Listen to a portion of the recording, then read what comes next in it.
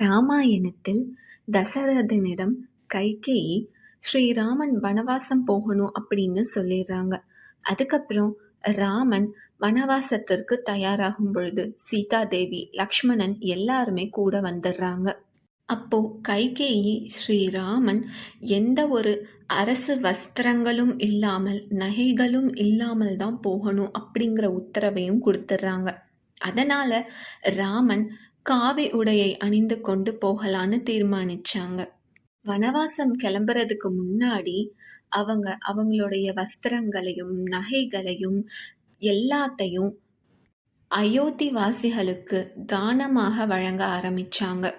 அந்த சமயத்தில் அயோத்தியில் தீவிர ராம பக்தர் ஒருத்தங்க இருக்கிறாங்க. ஆனா அவங்க பரம ஏழை, ராமனுடைய தரிசனமே போதும் அப்படின்னு இருக்கிறவங்க தான்.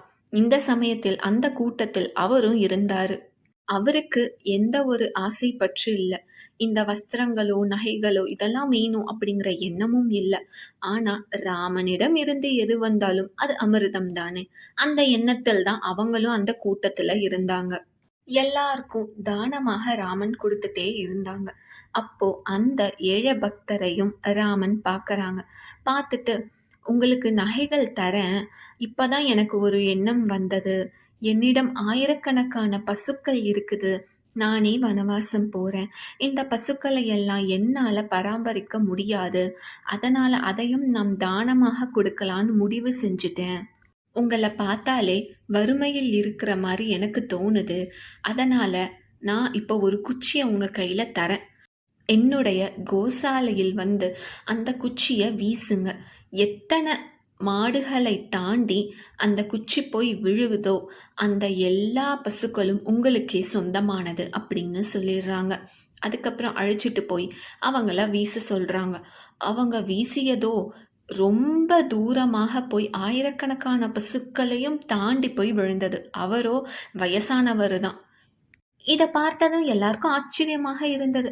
உடனே ஸ்ரீராமனும் சந்தோஷமாக எல்லா பசுக்களையும் நீங்களே எடுத்துக்கொள்ளுங்கள் அப்படின்னு சொல்லிட்டு தானமாக வழங்கிடுறாங்க.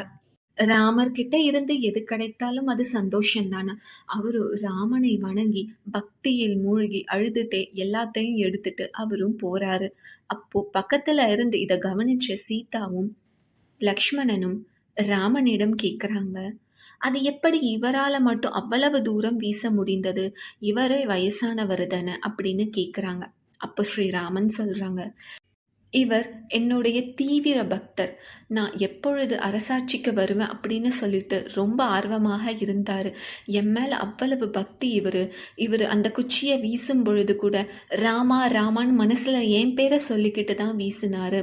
என் மேல இவ்வளவு பக்தியாக இருக்கும் இவருக்கு நான் எல்லா வளங்களையும் அளிக்கணும்னு விருப்பப்பட்டேன்.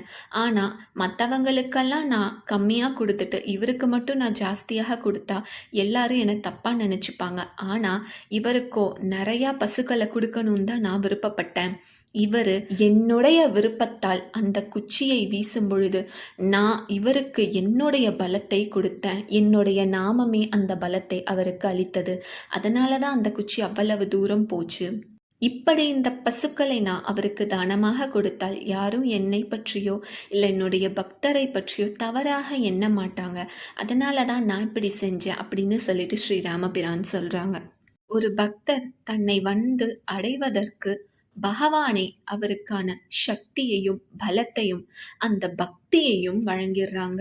நம்மிடம் தூய பக்தி இருந்தாலே போதும். நன்றி, வணக்கம்.